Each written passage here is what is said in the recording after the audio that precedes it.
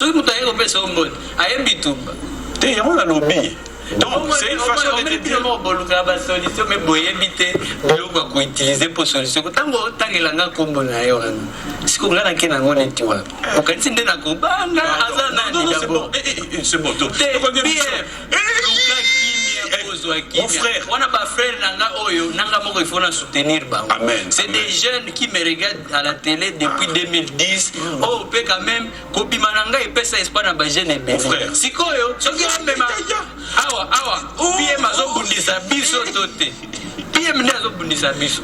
Olingaki pe otika la kimia nako kipete. Mais moi je vous dis soki bokende nanga na ba gauche droite wana bien omoni bitumba musique eza bitumba te eza ba jeune nga siko na mona pe ba vrai bitumba quand ndenge bolo ba ki oza mwana bana mona pe ba vrai bitumba awa na remarquer ka elo que les gens sont forts ko ba mingi mais soko kesi ko na boye ba carrière nouvelle c'est ça ebele gossip DRC News avec Jazz Kaboulou awa penza ko fulango na ba émission na mona ngora mais olo bela mingi oh batu balobi zembo simbite yo yebi ngo tina ndako oyebi nzembo ekende boy après partie oyo ekota boy après partie ekota boy ti nzembo esili oyebi ngo loba esimbite donc c'est ça que biso tozo se focaliser wana mais derrière cette chanson il y a une vraie logique par rapport au tabanzembo robini ça c'est une très belle chanson même la kisinini même les moutons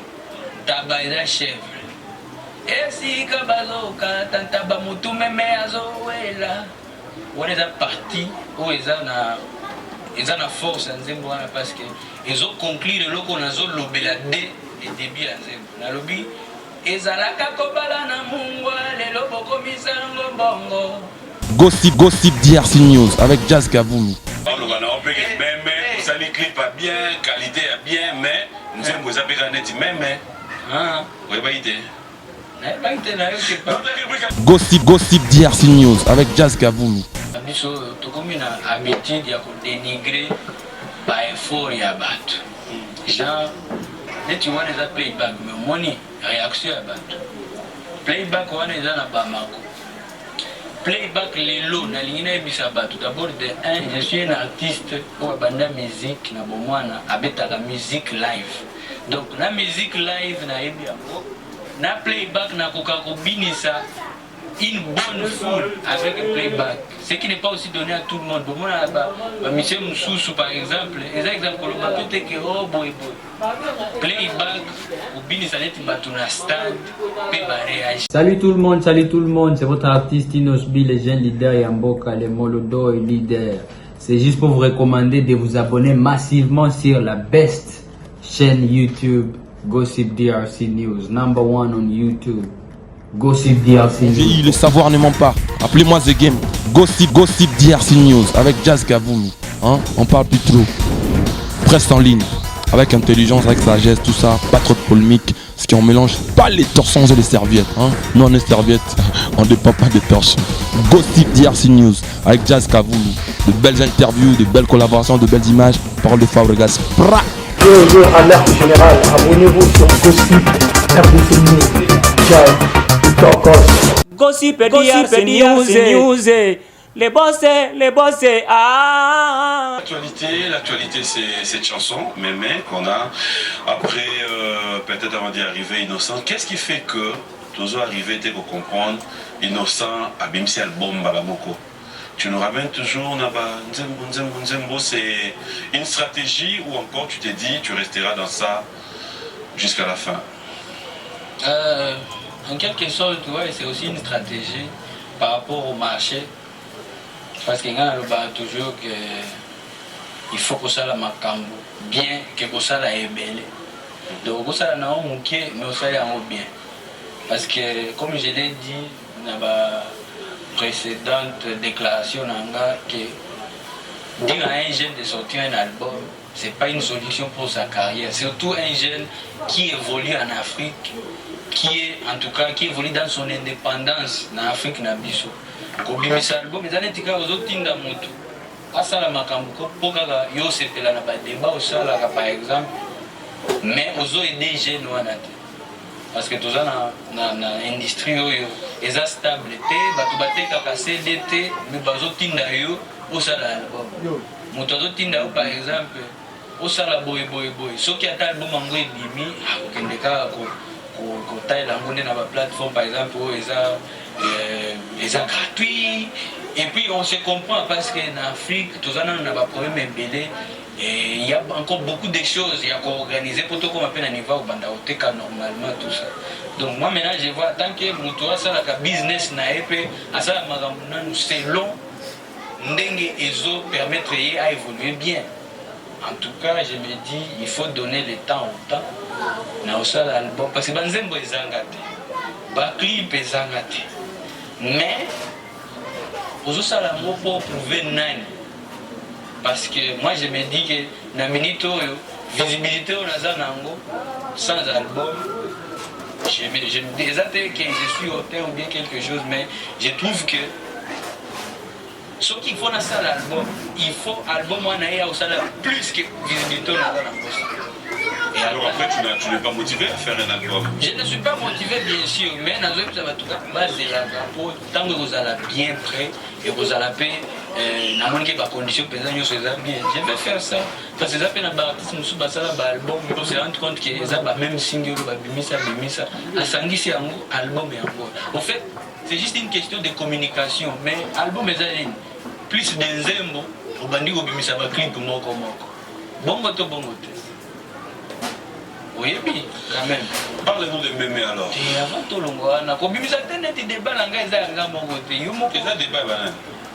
Na tout ni ka question à moké. Non mais tu m'as déjà répondu au lobby, tu n'es pas encore prêt pour non. Mais na lobby album eza neza banzembo ebele obandi ko bimisa clip moko yango to yango. Non, c'est tout ka eloko à moké. Non, mais je pas ça album à bimisi nyonso.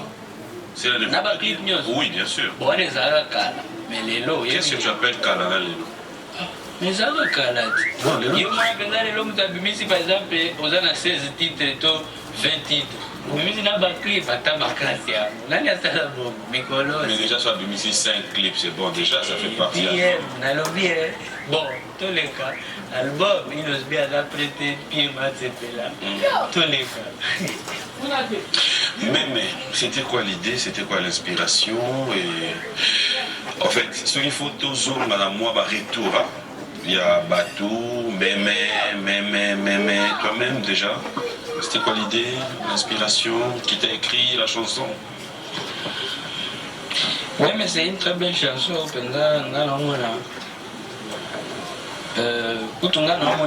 Pour expliquer bien, comme je l'ai fait, aux deuxième émission depuis la zone où les médias, que ça là-bas, émission pour la art. Même c'est une chanson où ils ont na logique na expliquer nzembo ou bien tout le bela baretour lobby ponga vas-y d'abord tout ça ça nyonso baretour na ochango pembeni parce que ezaka na baretour ya bien belé oyo na Congo na ona neti yango to chiaka ngo mingi kate to fulaka baretour oyo ya ba détracteur apparemment osoko tali même ba niveau ba réaction à bateau tina ba américain ba osala otala clip ba ndeti suka o réagir ba sali boy dans to gito awa penza ko fulango na ba émission na mona angora mettre lo bela mingi oh batu balobi zembo simbite yo yebi ngo tina ndako oyebi nzembo ekende boy après partie yo ekota boy après partie ekota boy ti zembo esili oyebi ngo lo ba esimbite donc c'est ça que biso tozo se focaliser wana mais derrière cette chanson, il y a une vraie logique par rapport au Tabanzembo Robini, ça c'est une très belle chanson. Même la Kissinine, même les moutons, Tabaïda chèvre. Et si Kabazoka, Tantaba Moutou, même Azoela, on est parti où ils ont la force en Zembo parce qu'ils ont conclu le loco nazo lobela dès le début en Zembo. Na lobby ezalaka kobala na mungwa lelo bokomisa ngo bongo donc ezali kobala symboliquement lelo koma business ala bobwakisa moto ya bwanya bolobi ya kufaka bamia boy mutu sagesse bino bolanda kaka mutu mutuka to mutu moko boyo ye na ba trafic ndenge apesa elenge boyebi te ke mutu wana peut-être ayaki nango ekomela bino kalateli akoki mpe kozala chauffeur nango me boyebi te. Donc sikoyo ezalaka nini biso baêtre humain matérialisme oyo ekoti na biso na mitu eyosalisa biso to prendre bamauvaise décision na espoir que on est en train d'aller se positionner là où il y a la sécurité. Sikoyo nalobi bato ya bongo nde baomitia na position ya meme po meme ntango akimaka awelaka place baokatata bamoto akanisa kuna nde akozala en sécurité. Tu vois non? Donc nzembo logique nango ya mwana sikoyo nakosepela mpenza mingi soki oyebisinga parole nini na nzembo wana ou par rapport à makambo na yebisi yo parole nini oyo oyoki te po eza lingala olobi baretour. Voilà, na banalyse tolobela nzembo donc tikala mpe na nzembo koloba nanu clip te soki clip parti ya clip eyo okolobela yango mais lobela nanu nzembo nayo. En fait nzembo balobi eza nzembo moko mpenza ya bana eza na fond te yo mpe baloba eza nzembo ya bana anshur ebima baloba o artiste ya bana nini olandi ebima baloba nzembo kutu artiste ya bana mike best imi bon ebele bamoni français mpe mwa mobu balobi nzembo bafrançais ebele mais artiste oga ya bana sikoyo tobosanaka soki ata topoe moptike wana ya artiste ya bana mike boloba ndenge na mboka na bino bana nde bazala na pouvoir d'achat te na mboka mosusu ata ozala na publike ya bakizengi okotisaka mbongo. Et puis soki oza na bafana bana ebele seki otia plus d'année ya kolia mbongo et puis obimisa bajalousie neti oyo ekomaka siko na musique na biso.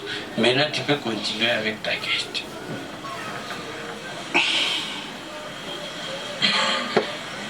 Essayez. Oui. Oh, y a pas Personnellement, quand tu conçois kosala nzembo ezalaka na baparole mpe bayaka bavandisi oyo bayebi oyo babi nzembo oyo matexte yango oyo. Oui, bien sûr. Quoi est lingala? Lingala est la langue nagale. C'est une langue que je dis toujours. Je suis en train d'apprendre, mais en faisant des hits avec. Donc, j'ai toujours besoin de battre.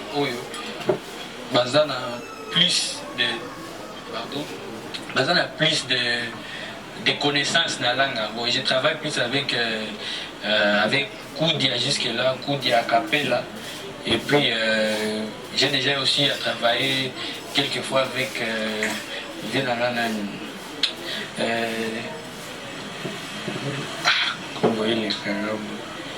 voilà, Jojo Lina.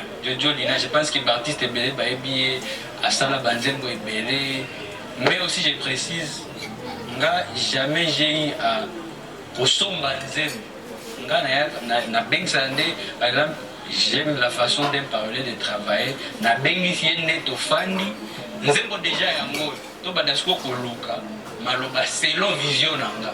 Po ya kuyela mutu nzembo na ite soki euti wapi ko kipe ko zala mutu mususu ayembango na koka ba pression ya bongo. J'aime toujours quand même proposer biloko oyo et ko kende vraiment la vision nanga. C'est pour ça que quand je travaille avec des paroliers, surtout mi baleo na yebisio, to fandaga nzembo déjà eza na lobinde sikoyo place nga na se sentir bien na mona ke parti o lingalo etelema bien te to bongisa ngo selon vision na a proposer ba idée nga pe na yena ba idée à traduire lenga ngo et puis on avance comme ça.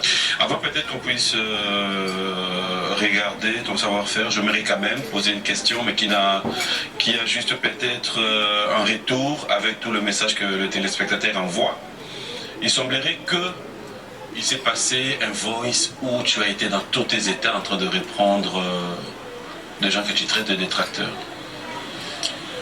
Je n'étais pas dans tous mes états. Mais ça, voice on a tenu l'équipage moko et la gêne à ma gêne. Et puis voilà quoi. Qu'est-ce qui se passe? Et la voice on est bima et na tinda ngo un message privé. Et puis faire publier ngo déjà donc il retourne à l'objet na audio là je pense que la vérité parce que il y a ngo pende basale laki. Et la page on a une bagène, je donne aussi de la force, n'a pas une abat. Pour une initiative, c'est un bagène. On a un sensible pour la migue. On est au matara. mais soki namoni mpe chaque fois ezalaka baméchanceté contre nga en faveur ya baartiste mosusu. Moi je vous dis toujours nazala na makasi wana te obanda koluka na créer armée bosalela nga bato boye mpo nga nabimaka malamu bato nde babima na baimage ya salite. Donc moi j'ai toujours eu à prendre ma responsabilité nanga mpo jour moko te porte-parole moko akende betama balobake o porte-parole à tel basalaki ebonga na labor. Moi je prends mes responsabilités seul. Jeune wana oyo baza na page wana j'ai envoyé ça il y a de cela 4 semaines. Ok. Et là voice oyo basali nzembo ebimi kane tozoloba kutu biloko ya bongo nde ebimisaka bamaloba mabe. Ok ono nzembo ezobeta me yo bosali article en 2-3 jours ya sorti ya nzembo ke une chanson qui n'accroche pas babandi koloba makambo ya bachiffre ke nazosomba bavue page oyo eza supposé koloba positif ya makambo oyo ezoleka. Et puis nazaki nanga kimia très longtemps. Mais tant qu'on a bimi ici, beaucoup de méchanceté, ils ont de tous les coins. Oh, nzembo esimbite, yo uti chebino. Oye bien, moi bandeliti sou. Mais aux autres de luka libanda, nata na soki bakubeta ngo. Yo déjà pas na bino, olala kanango la mkanango. Mais yo zo kende koloba. Pourquoi en fait créer une certaine déstabilisation, c'est comme on a encore biloko ya bongote. Et quand on me dit que oh non, biloko wana esali l'image na yo, yango nazoloba ke on n'a pas beaucoup d'artistes comme moi oyo bayaka penza balakisi ba vraie face na ba. C'est un peu ça. Qu'est-ce que tu appelles vraie face? Vraie face. Puis mosala penza elo moko te oyo oyebige oyo eza masolo ya kati nazoyebisa bato oyo boye mpe fo etikala boye mpe bapanzi yango bato wana baya batraite moto atindeli bino message eza mpe vocal eza voix et puis j'assume et puis je perds rien mpo nafinga motu te nalobaka makambo eza na même cadre na musique et puis oponi bato baomemango na bandeke moko boye omoni azorépondre nga na bato nayebi te balobiki batindeli nga voice nayebi motu te mpe nazokipe motu te etali nga te. Voilà. Mais yo ere moko kombono elandaka yo ere moko etiki kolanda yo ederouté. Topesi mbote epai ya diamant noir design depuis Goma kombo nanga mpe elanda nga nde Innocente. yango yo mpenza olinga innocent fort innocent balu. Mais sikoyo nalingaka nde ozala nde kombono ezalaka nazalaka toujours innocent mpo babiloko omoni taka toza na kino ebinga na mwana Goma ta biloko tu nasala nalanga mwana Goma je dis toujours je suis fier toza na kino mboka oyo bato balobaka c'est un dimanche de Pâques on va avant de souffler en musique obanda makambo ozokima ngo ndenge nini na okomprendre te toza epa na yo tika mpe nga naloba nalobi awa toza na kino mboka oyo balobaka kino eza ya bana kino mais ye yo jeune leader aza synonyme ye nga nayebi te boyebaka ke naza esprit faible te naza leader. Tu envoies un message à qui? Au fait, ton vrai problème, Yangoana. Papa, si tu as un message envoyé à une personne bien ciblée, vas-y droit au but. Pourquoi est-ce que Ozoloba, Yomo après, c'est comme si tu parlais en parabole? Et puis, est-ce que dans le monde de la musique, on a encore besoin de discours entre nous, s'il faut vraiment que nous dans le bac parce que les lots musique binonio sont honneur et abisso honneur et amboka. Est-ce que nous avons encore besoin de ce genre de discours? On n'a pas besoin de l'énergie négative dans la musique nabiso. Tu dois sortir ton énergie positive. ezalaka déjà tango nazoyeba la fierté ya Congo na bamboka ebele na mokili. C'est ça l'énergie positive. Mais si ça vous coûte aussi quoi besoin que c'est la ngaya. Manani azongiselo. Ba problème on doit savoir que yo ba zongiselo. Oui, encourager. Nani azongiselo. Oyebi poème ezani. Tango ngana salaka ba émission nanga, j'ai comme l'impression que bosala rassembla neti bomonaka bato te boyambaka bato te ntango nayaka biloko tu nalobaka ebimaka neti nazocreye badébat et pourtant vous êtes bien au courant ke ezala na baplateau ezala na nsima baplateau les gens parlent les manigances des choses mpona kokweyisa bato netinga sikoyo ntango nga nazoloba quel but innocent entre nous tu le sais que toi et moi tu seras toujours vrai d'accord. J'espère que non, mais je te l'ai dit sur ce plateau. Oui. Je ne mâche pas mes mots. En fait, le vrai problème est Anil. Le vrai problème est Anil. Et Anil que l'artiste est Nabiso. Ça la paix est fort. Non, mais après là, tu vas choquer les téléspectateurs. Papa, on a des talents, on a les enfants de l'hôtel et le pack.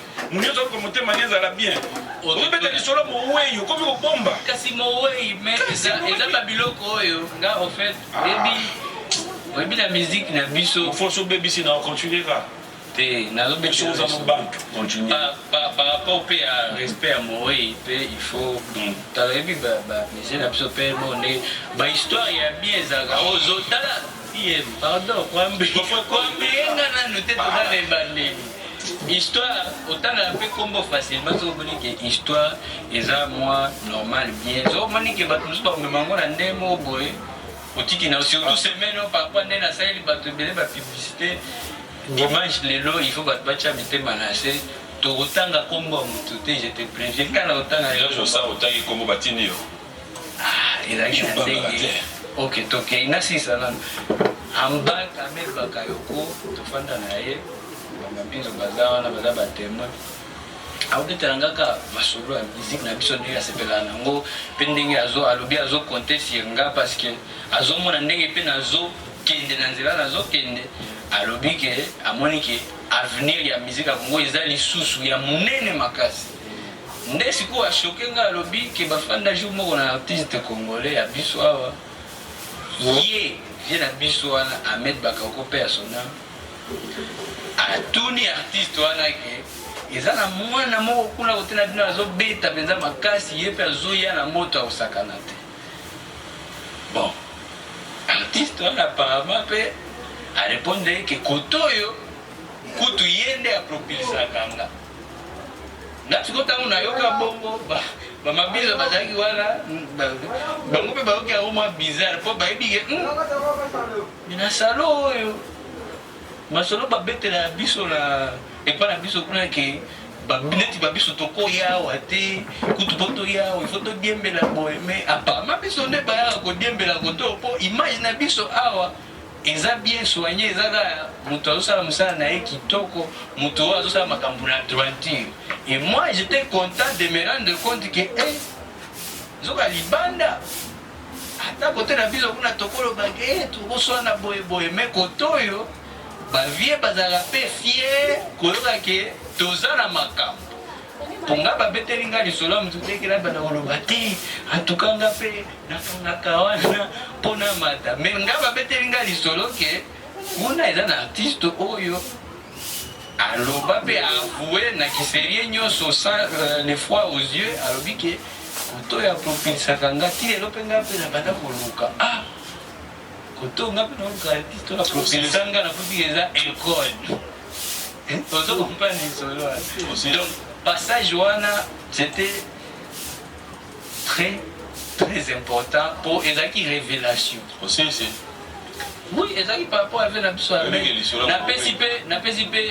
je salue toute la famille et je continue encore à présenter mes condoléances à toute la famille de son excellence Ahmed Bakayoko.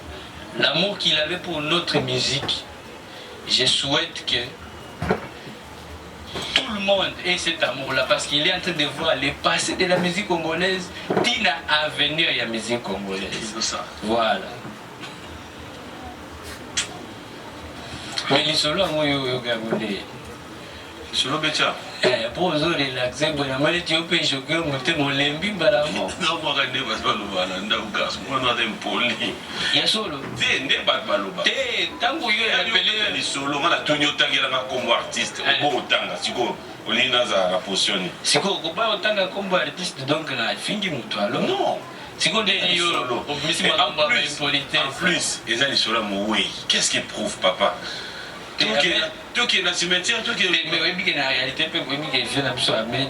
Et là, monsieur n'a pas sous balobaki bango kuna soki abeti téléphone bakoyamba ote oyebi makambo non nayoka te je peux pas dire awa makambo nayebi oyebi ke tomonaka ebele na behind the scene na bacoulisse ngai eza mpe na baartiste ya minene ngai eza mpe na baartiste ya minene oyo balelelanga lelo mpenaka bango en fait lelo alinga tobeta makambo na yo nazo comprendre te oza na posa ya kokende na makambo yo tuni ngati natunaki yo te soki lisolo nini bobeti ya artiste yo moto opesa baexemple ntango ozobeta masolo ya baene na biso bave na biso bajoski te natuni yo na eloko te ngai. Tu as une histoire, tu as une histoire, Yoka, tu as une histoire avec lui personnellement. Voilà. Nalobite. Otuninga Mutami Balé. C'est là ce qu'on a au moins qui m'a photo en postaki avec la famille, sa femme. Yosa na réseaux sociaux te pierre.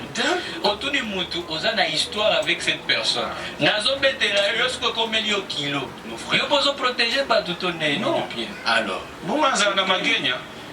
Donc il faut être mort au biais de la média na biso na éviter ce qui est la répétition na yoto au yeli ba na éviter ce qui est la répétition nga yo OK t'as ce place ma beutaki on émission dans le plateau wallahi comme tu es un bon artiste je reconnais ta valeur je reconnais ma performance non je reconnais tout ce qui va avec yemelanze moment Joski.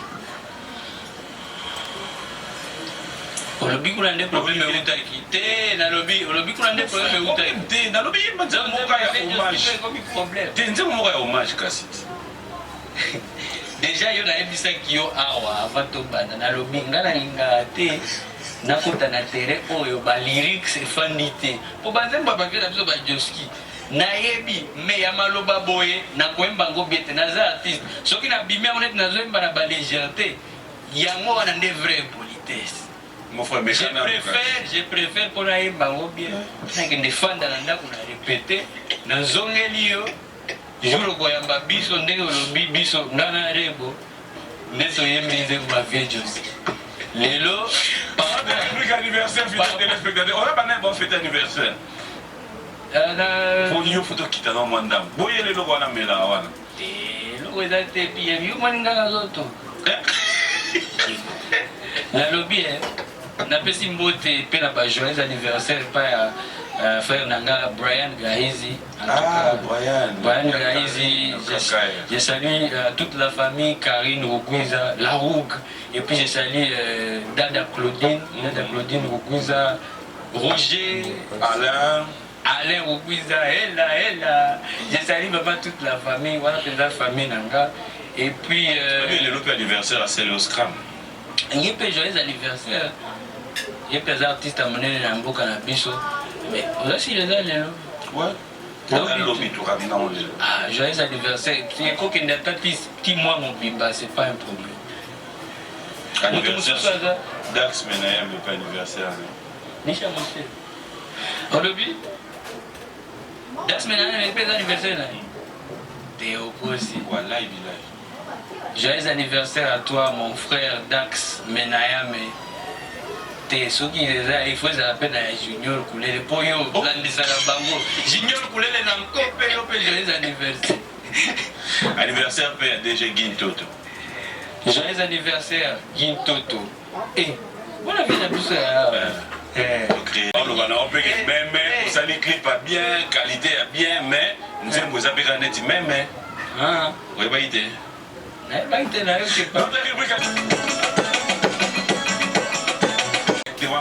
Pardon, quand tu vois ça, c'est un playback au fait. C'est un playback au fait. Bon. Ok.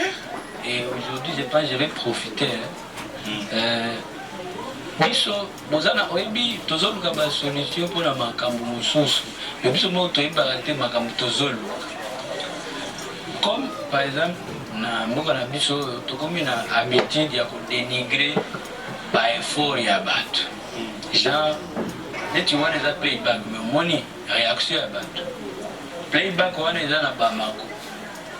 playback lelo na lingina ebisaba tout d'abord de un je suis un artiste ou banda musique na bomwana abeta la musique live donc la musique live na yebi yango na playback na koka kobinisa une bonne foule avec un playback ce qui n'est pas aussi donné à tout le monde bomwana ba monsieur Moussou par exemple exemple le bateau te que oh boy playback obinisa neti bato na stade pe ba réagir ezala pe parce que tu es là devant les gens avec 2 ou 3 danseuses ou 4 pe bato ba répondre c'est différent na moto par exemple azana yé moko mobile devant na sima pe plein personne ba danser côté il peut pas forcer à faire la réalisation na ti pour peu qu'on ça bilogo Innocent, c'est la fête de Pâques.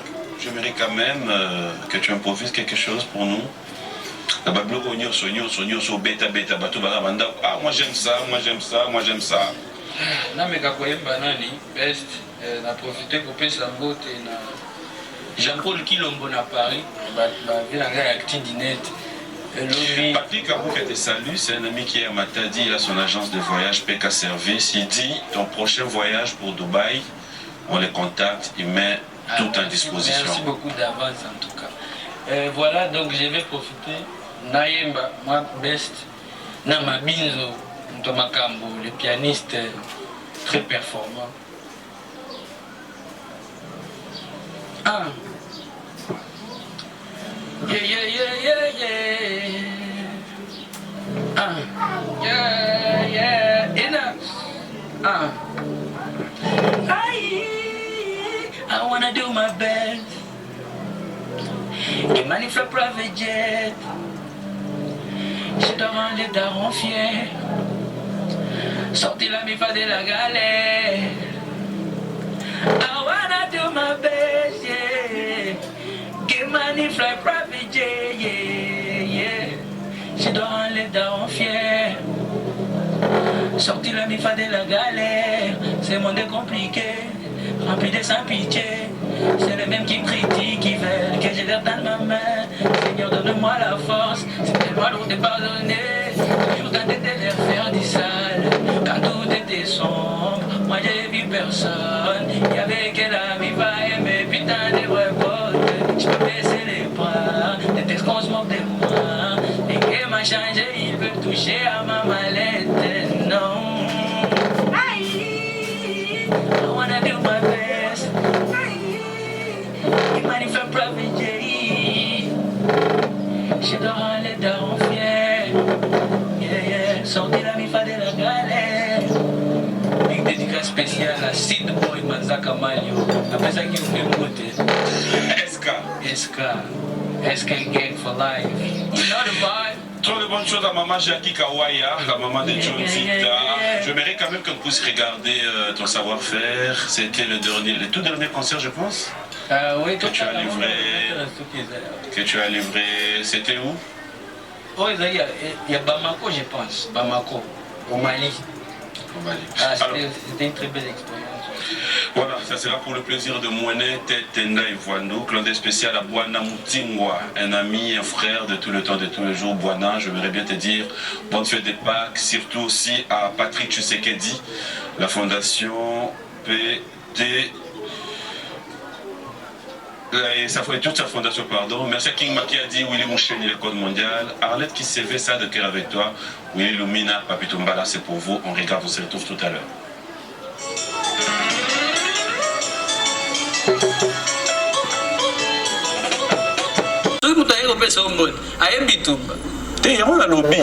Donc c'est une façon de dire solution mais boyebité biloko ko utiliser pour solution tango tangilanga kombo na yo siko ngana kena ngone tiwa okanisi ndena kobanga azana ni d'abord c'est bon tout mon frère, on a pas frère nanga oyo nanga moko il faut soutenir bango. C'est des jeunes qui me regardent à la télé depuis 2010. Oh peut quand même kobima nanga et pesa espoir na ba jeune be. Sikoyo soki ambema awa bien mazo bundisa biso tote. Bien mnazo bundisa biso. Olingaki pe otika la kimia nako kipete. Mais moi je vous dis soki bokende nanga na ba gauche droite wana bien omoni bitumba musique eza bitumba te eza ba jeune nga siko na mona pe ba vrai bitumba ndenge bolo ba koza mwana bana mwana pe ba vrai bitumba awa na remarquer ka elo que les gens sont forts ko ba mingi mais soko kesi ko na boye ba carrière novelas eza ebele ngana zo like sao makambo na zo sala nyoso pe na toute la rato les makambo soko ke na YouTube on lobi atana moni yango te o senga na otindela o lien là qu'est-ce qu'on attend soki na sali bongo o sande nini okoluka o memanga na ba terrain moko ke ça il faut dénigrer soki eza mutu aye awa ya ba ange na yo pie okomona ozo protéger bango o sala ngo proprement mutu atomoni ke bangi kombo inos biawa okoloba ok toleka mais nga ozotangira nga bakombo ya bato facile mais c'est bien c'est pas mauvais moi je veux ça pourtant bakombo bato kotangama ça sera aussi bien pour la visibilité on laisse les gens moi je t'aime bien on parle de ta carrière innocent l'album album de Destiny Obimsanante après mémé photos et la seule logo msusu naza musicien bozelaka ba surprise oyo koshokaka penza na ndenge ya bien okoki soko choqué mais na ndenge ya bien choqué positivement ezala ndenge osali eloko ya bien tellement ke batomboli na niveau moko nzambe na ngai biloko toki eza bandeko na famille to bafanda baotalo bayeba déjà boye soki biloko eza bien soki biloko eza bien mpenza omoni ke eloko mpenza ebimi kitoko okosepela te okosanga plaisir leo tokotisa prince awa ayaka awa pour 2 minutes nainga natuni eloko moko atémoigner mais en face na yo